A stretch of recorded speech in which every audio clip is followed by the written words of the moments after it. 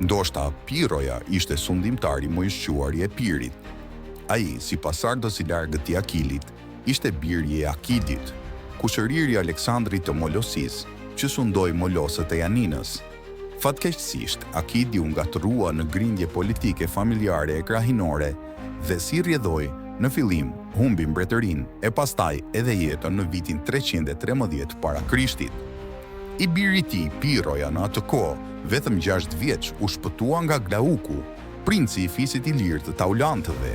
Në moshë të re, ai hipi në front për një kohë të shkurtër, por u rrëzua shpejt dhe filloi karrierën ushtarake me Antigonën e Maqedonisë, komandantin veteran që kishte shërbyer me Aleksandrin e Madh.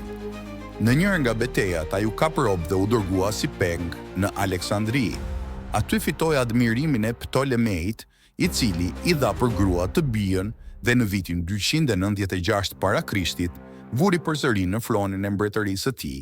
Piro gëzonte nam për fisnikërinë dhe trimërinë e tij në beteja, e periotët e quanin shqiponj. Sipas një tradite shqiptare, pretendonin se emri shqiptar, bij të Shqipes, e ka origjinën nga thënia e Piros. Kur dikush lëvdonte zhdërvjellësinë e lëvizjes së trupave të tij, ai përgjigjej me krenari se një gjë të tillë e kishte normale pasi ushtarët e tij ishin bijtë e Shqipes. Kështu kanë qenë lëvizjet e tyre. Natyrisht, u shëmbullenin fluturimeve të madhërishme të mbretit të shpendëve. Sipas një versioni tjetër, disi të ndryshëm, kur ushtarët e tij u thurnin lëvdata sulmeve të tija, të guximshme e të shpejta, ata i quanin shqiponj.